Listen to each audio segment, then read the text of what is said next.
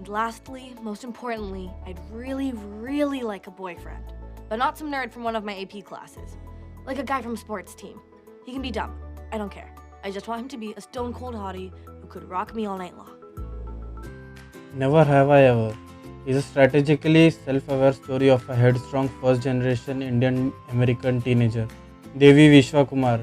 Devi's character struggles to cope up with her father's death while trying to navigate the cliches of the American life high school. Devi's character struggles to cope up with her father's death while trying to navigate the cliches of the American high school life. It has fleshed out characters, a plot that extends beyond the characters' racial and ethnic identities, and a tolerable script, but sadly it disappoints in the humor department.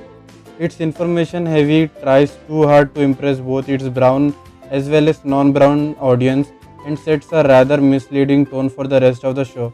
But if you make it past the first couple of episodes, you are in for a treat. For the most of it, Never Have I Ever gets representation right. It attempts to capture the Indianness of a Hindu family living in the USA through the lives of Devi, Nalini and Kamla, each fiercely independent, ambitious and open to defining and redefining themselves vis-a-vis their identity as an Indian. So here's the thing. I'm into you.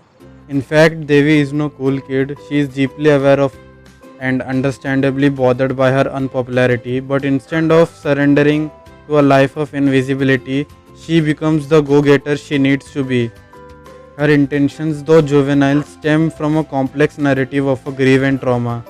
One thing that I personally found interesting was how cleverly the writers avoided eliciting feelings of pity. Despite their struggles and complicated backstories, the viewer never feels even a shred of sympathy.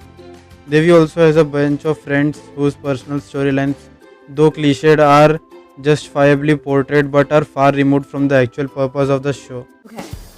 Boyfriend, here I come! Calling through her representation of non-Indian characters make it abundantly clear and they are secondary and only to exist to further Devi's teenage journey. Never ever biggest letdown is the disappointing comedy. To wrap up, it tries to achieve a lot, it's ambitious, so there are bound to be disappointments. At times it also gets overboard with its Indianness. In fact, even after 10 episodes, it offers little resolution and makes you question if it's worth sticking around for season 2. But despite of all this, I did say it deserves a watch. At least through the quarantine, you can give it a watch. It's not that bad of a show, but you can give it a watch. So I guess that will be it for this video, and I will meet you in the next video. Thank you.